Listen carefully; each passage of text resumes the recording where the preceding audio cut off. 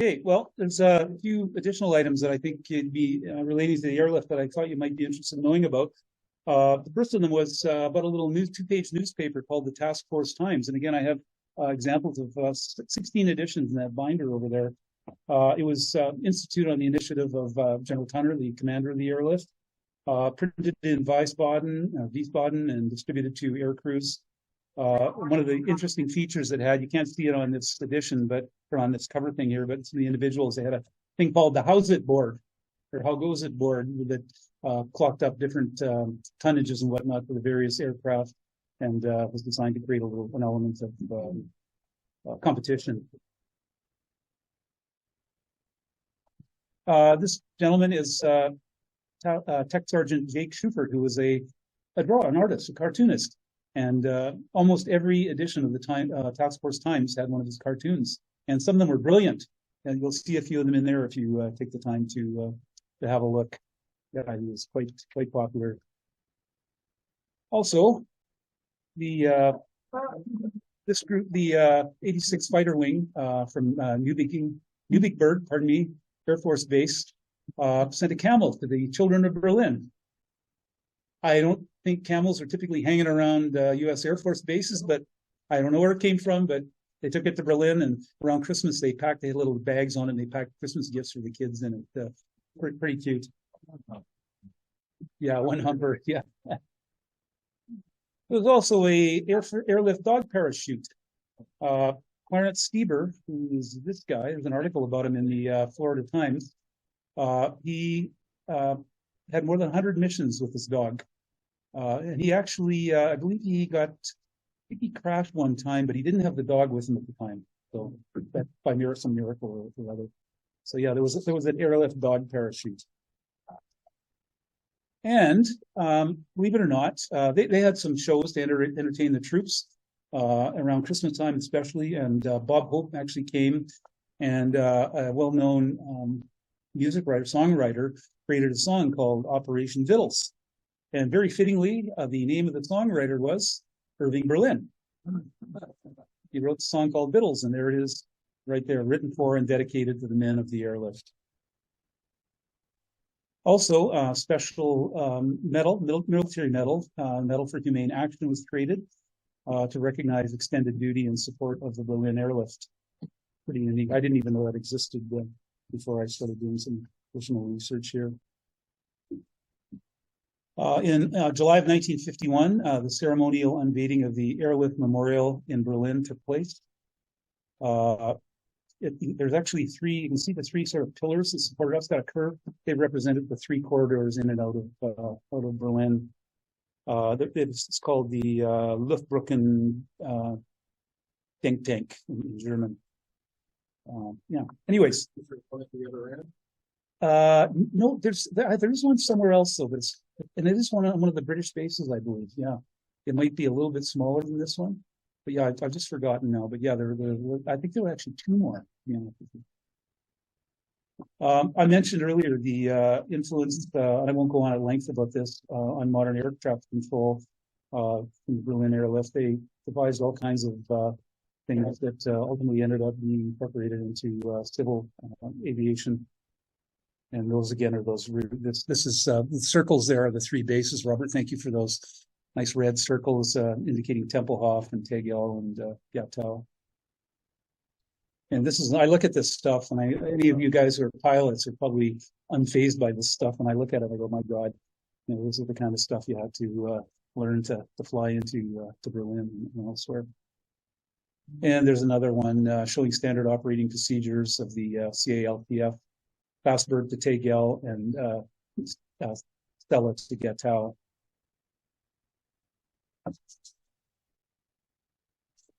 Okay, I'm going to try to go through this really quickly. Here's a shot of C-54 aircraft undergoing maintenance during the Berlin Airlift. I'm thinking it's probably at Rhine-Main where that's happening. Well, I think you got a sense of the scale and complexity of the airlift in my main presentation. However, there was a parallel operation, a similar scale, that was undertaken to maintain the airlift aircraft. As you learned earlier, on July 28, 1948, just over 4 weeks after the Soviet imposition of the blockade in Berlin, U.S. Air Force's premier air transport expert, Major General William Tunner, arrived at Rhein-Main Air Base and took command of the airlift. Tunner and his staff of experienced air transport experts who had learned their business on the hump, I referred to earlier, to China during World War II, imposed order on all aspects of the airlift. Tunner demanded that all activities take place in a constant, unvarying cadence. This applied to the maintenance and supply operations as well. An enormous logistical endeavor in its own right, the Berlin Airlift was made possible by a massive logistical effort that stretched from the flight lines of the airfields in Germany through depots in Germany, England, and to maintenance and supply bases in the United States. The effectiveness of this system was critical to the success of the airlift.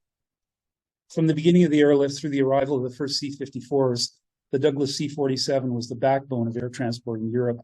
However, they were unpopular in the airlift role. U.S. Air Force, all the U.S. Air Force ones were more than 5 years old and had more than 2,000 flying hours on them, mostly under wartime conditions. So their age and their worn condition frustrated the maintenance supply personnel who had to keep them in the air. In addition, the severe shortage of parts threatened routine maintenance.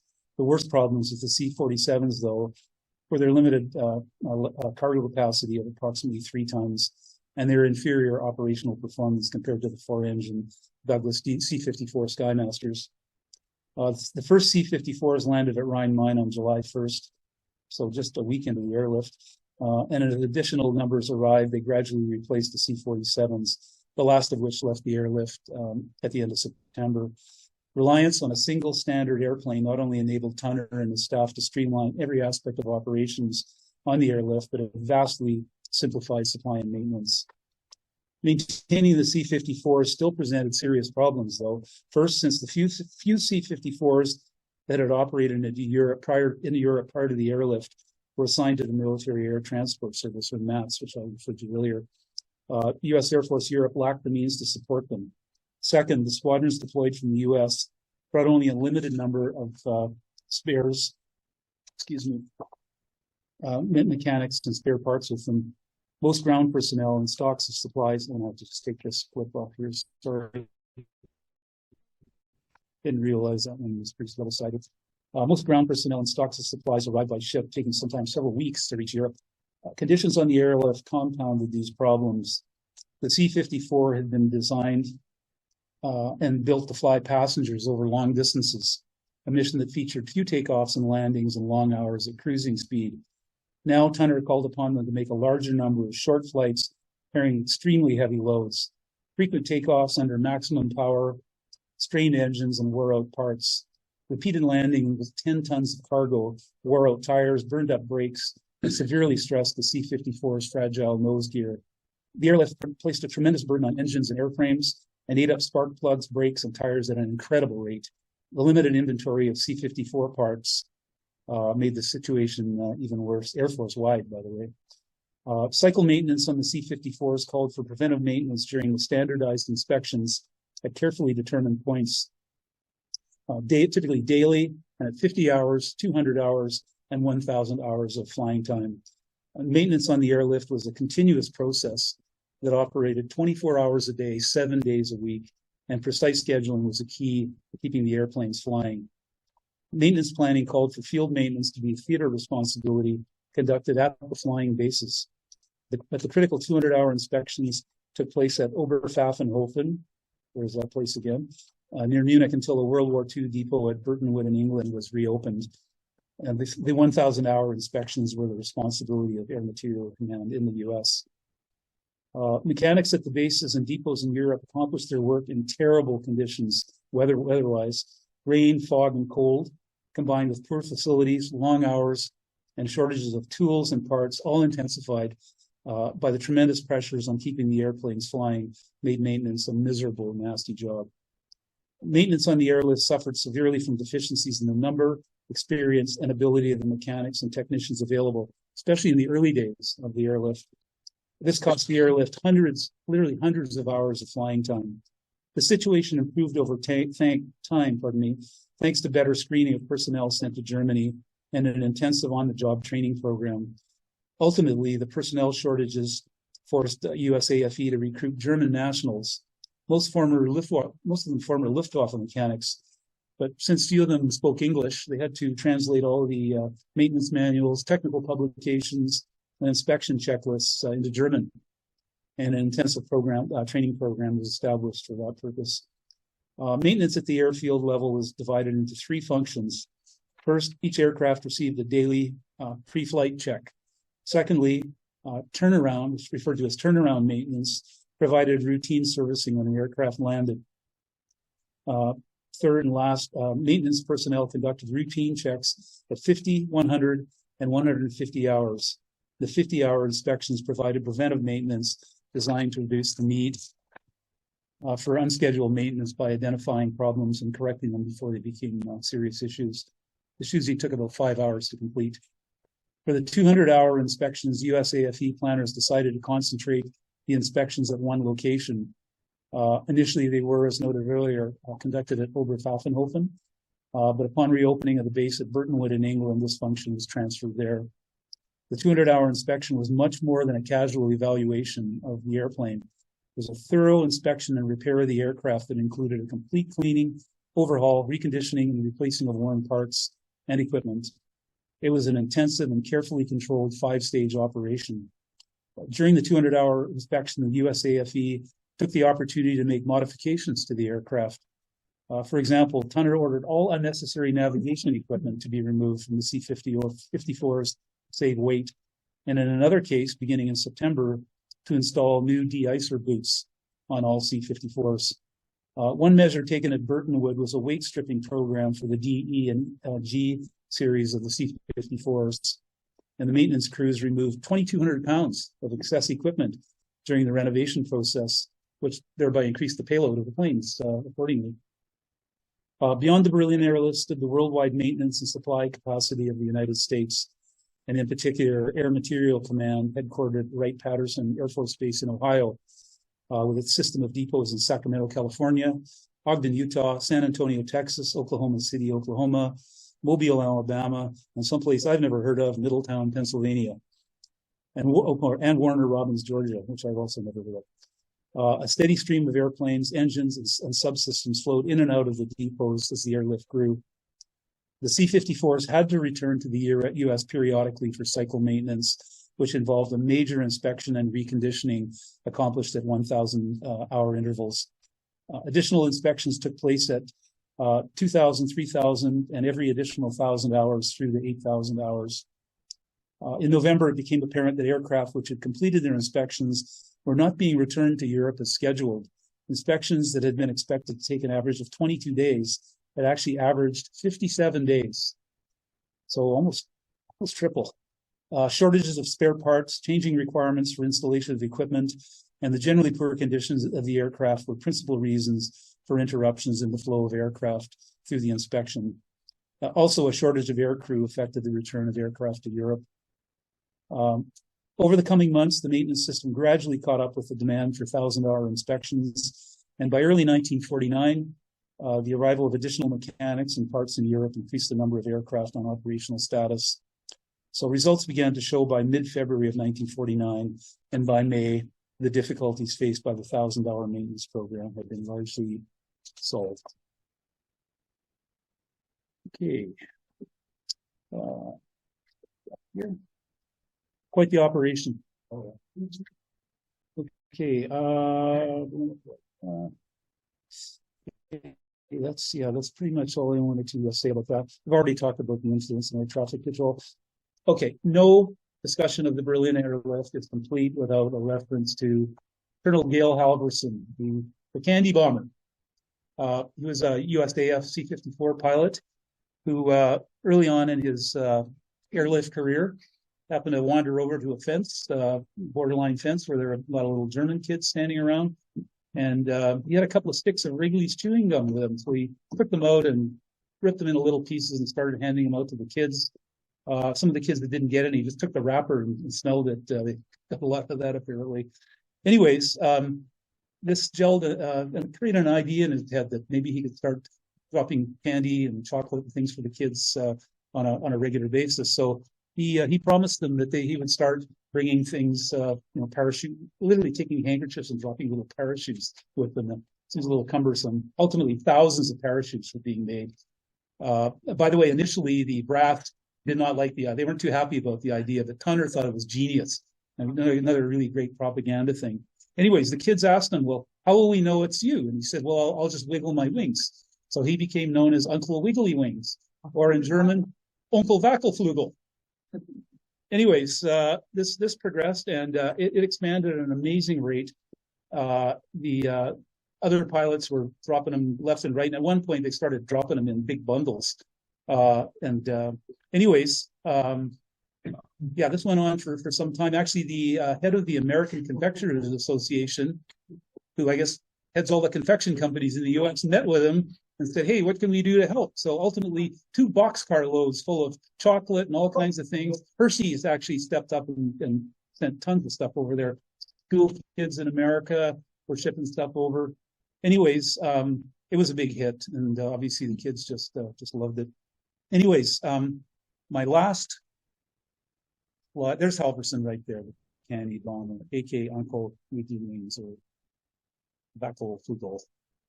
So this is an interesting little story, something that happened to me. Michael, you'll remember this. My now adult son, Michael, in I believe it was 2008, we were down in Rapid City, South Dakota. And believe it or not too far from the center of Rapid City is our 2 sections of the Berlin Wall. So I'm standing there. Michael was about 8, I think, at the time, or 9, and I'm standing there reading. They had some like brass plaques there, and I'm reading it, and happened to notice a guy standing off to the side watching it. And I didn't pay a lot of attention to him. Anyways, at one point he kind of saunters over and says, "See any mistakes there?" I said, "Nope, looks all good to me." And he introduces himself. He was a dentist at the U.S. Air Force in Germany after the war. He said, "Come on over to my car. I have something for you."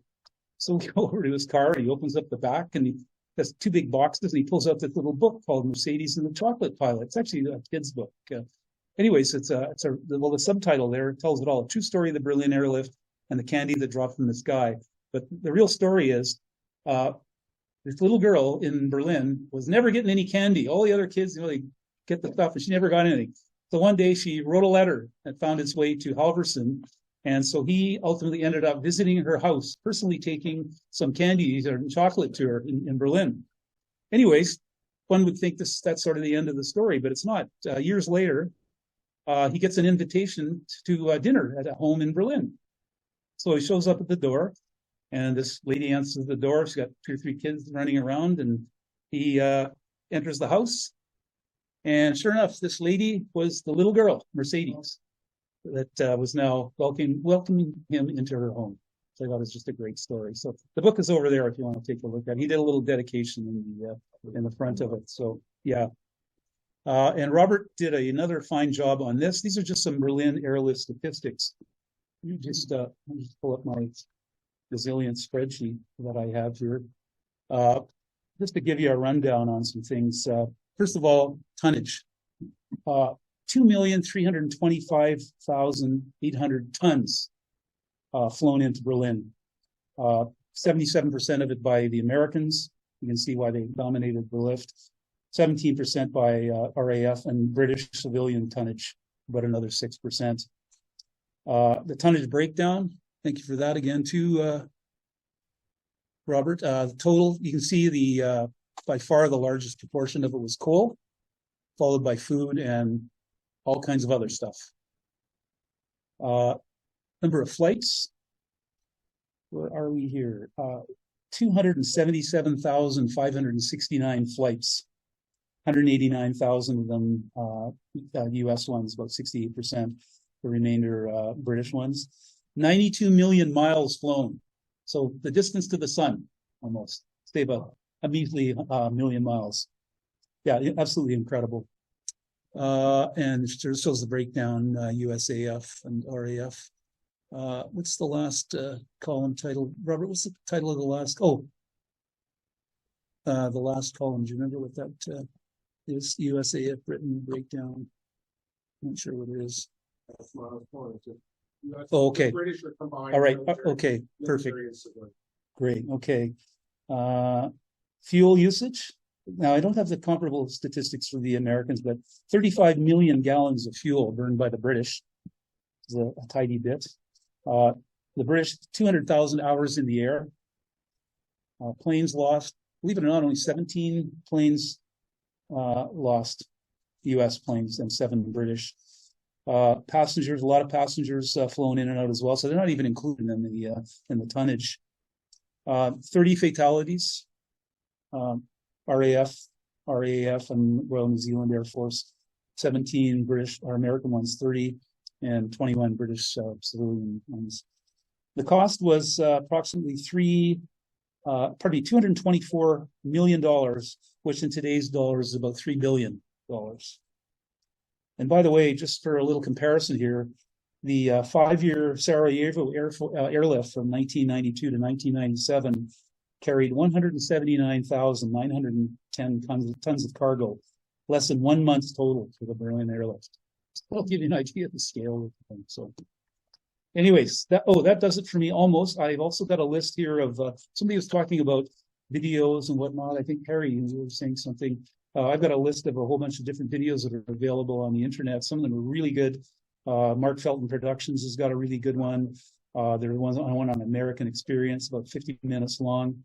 Another one called The Greatest Airlift in History, rare footage. Anyways, there's several of them. I won't read you all the titles.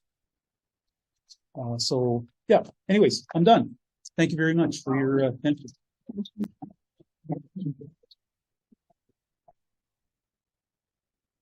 Okay, going a little long.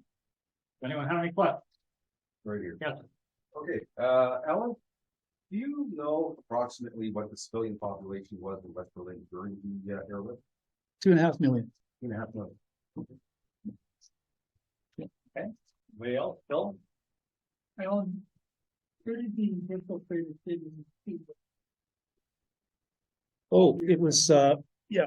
Just hang on. I just have 77 flights. It was civilian by DEA and state, and you can see it on the slide there at the time.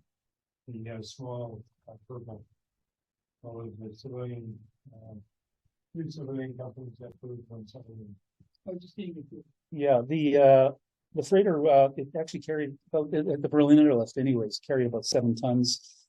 Typically, it was carrying. I've got an interesting break. I created another spreadsheet here about aircraft type, capacity, and main carrying type, like cargo type, and it mostly carried magazines, tins. Oh, this is really interesting. Magazines, tin sardines, and bricks. The Lancaster and/or Lancastrian tinned corn, pork sides, comic books, and Nivea moisturizer for people that needed that kind of stuff. Yeah, that's right. Yeah, for sure. The C-47 coal, accordions, caps, atlases. The Avro York coal, flat pack furniture, pre-IKEA, I guess. Yeah. Shoes, umbrellas, jazz LPs. The Halton coal, flour, mail, car engines. Oh, the Hastings coal, lumber, books, printing presses, Mars bars. Wow. Yeah, Sunderland, newsprint, salt, sick children, same for the Hive. Blah, blah, blah, blah, blah. Yeah, oh, yeah, definitely.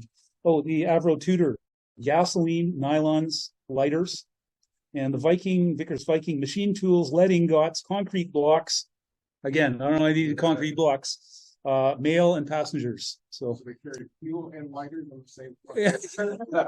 Maybe no flints, I don't know.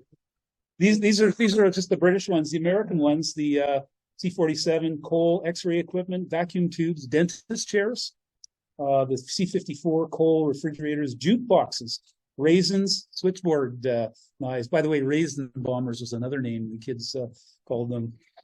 Yeah. Alan, who sorted out the various parts? Like, who decided that there wasn't any? Where did that? Sure, ask me an imponderable question. I don't. Some sort of organization involved. I don't know. I'm not sure.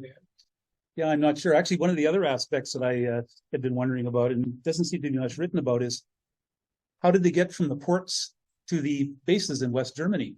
You know, that was probably a big operation of its own. It all had to be trucked in and whatnot. So yeah.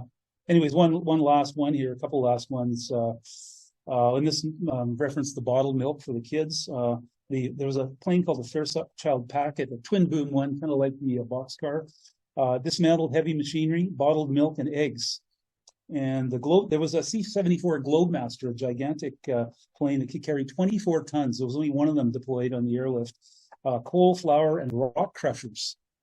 So yeah, just to give you a bit of an idea of the varied care. And there was lots more too, medicines and all kinds of stuff. So Okay. yeah, but no. Want to have to stop. So thank you, Alan.